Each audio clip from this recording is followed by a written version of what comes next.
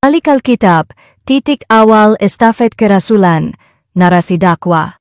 Tahukah Anda, ketika Allah berfirman, Zalikal Kitab, la raiba fih, hudan lil muttaqin. Apakah Anda pernah bertanya, kitab apa yang dimaksud? Siapa yang menunjukkannya? Mengapa Allah tidak berkata hadzal kitab-kitab ini, tapi justru zalika kitab itu? Apa yang dimaksud dengan kitab itu?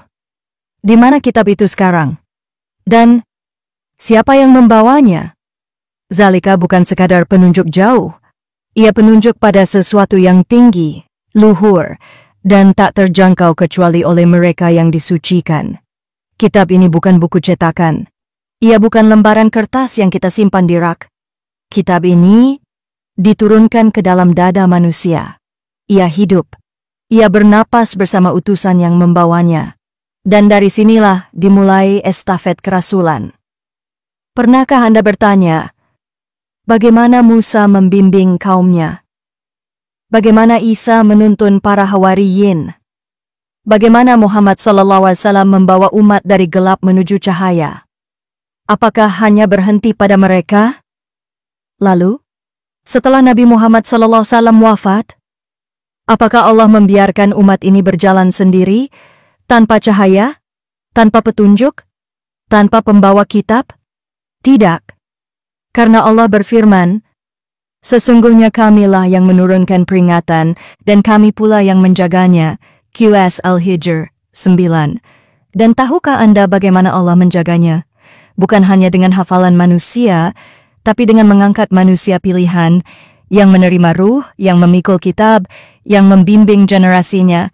Itulah para pewaris Muhammad, mereka yang membawa kitab dalam dada, mereka yang berjalan dengan cahaya, mereka yang Allah bangkitkan di setiap zaman, agar tak satu pun generasi kehilangan arah.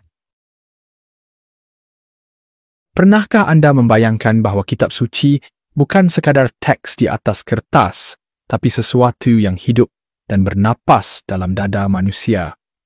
Hari ini kita akan mengungkap rahasia di balik frasa Zalikal Kitab yang mungkin mengubah cara pandang Anda tentang transmisi ilmu spiritual. Menarik sekali perspektif itu. Dan yang membuat saya penasaran, mengapa Allah memilih kata Zalika yang berarti itu, dan bukan Hadza yang berarti ini? Nah, ini adalah detail yang sangat penting. Dalam tradisi Arab, penggunaan kata Zalika menunjukkan sesuatu yang jauh lebih tinggi dari jangkauan biasa. Bayangkan seperti melihat bintang-bintang, kita bisa melihatnya, tapi tidak bisa menjangkaunya dengan tangan. Oh, jadi ini seperti konsep transcendental ya? Sesuatu yang melampaui dimensi fisik kita? Tepat sekali. Dan yang lebih menarik lagi, kitab yang dimaksud di sini bukan seperti buku yang kita kenal. Ini adalah wahyu yang diturunkan langsung ke dalam hati para pembawanya. Seperti software yang diinstal langsung ke dalam sistem operasi manusia, bukan sekadar aplikasi yang bisa kita download dan hapus. Sungguh analogi yang brilliant. Dan ini menjelaskan mengapa para nabi memiliki kemampuan luar biasa dalam membimbing umat mereka.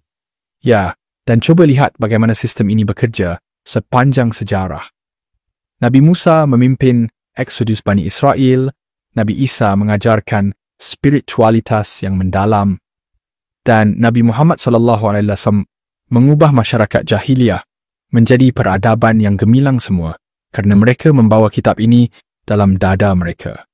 Dan yang mengagumkan, Allah menjamin keberlangsungan sistem ini melalui surat Al-Hijr ayat 9, bahwa dialah yang menjaga peringatan ini. Betul, dan cara Allah menjaganya sungguh luar biasa melalui rantai transmisi spiritual yang berkelanjutan. Di setiap generasi, selalu ada orang-orang pilihan yang memahami dan menghidupkan ajaran ini sesuai konteks zamannya. Tapi bagaimana kita bisa mengenali pewaris spiritual ini di zaman modern?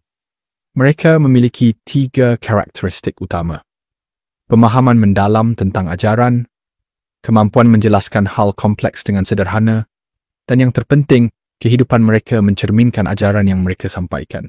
Ini bukan sekadar tentang gelar atau jabatan. Jadi ini menjelaskan mengapa dalam tradisi Islam, mencari ilmu membutuhkan interaksi langsung dengan guru, ya? Tepat. Karena yang ditransmisikan bukan hanya informasi, tapi ruh dari ajaran itu sendiri. Seperti DNA spiritual yang tidak bisa dipindahkan hanya melalui buku atau video. Dan inilah mengapa Zalikal Kitab masih relevan hingga hari ini. Sungguh menakjubkan bagaimana sebuah frasa pembuka dapat mengandung makna yang begitu dalam dan sistem yang begitu kompleks. Dan mungkin ini menjadi pengingat bagi kita semua bahawa pencarian ilmu sejati adalah perjalanan yang menggabungkan aspek intelektual dan spiritual. Bukan sekadar mengumpulkan informasi, tapi transformasi diri yang mendalam. Sepertinya kita telah menemukan makna baru dari apa yang selama ini kita anggap hanya sebagai pembuka Al-Quran. Ya, dan semoga pemahaman ini bisa membantu kita semua untuk lebih menghargai warisan spiritual yang telah dijaga dengan sempurna selama berabad-abad. Karena pada akhirnya, Zalikal Kitab adalah bukti nyata bahawa ilmu sejati adalah yang hidup dalam dada dan menerangi kehidupan.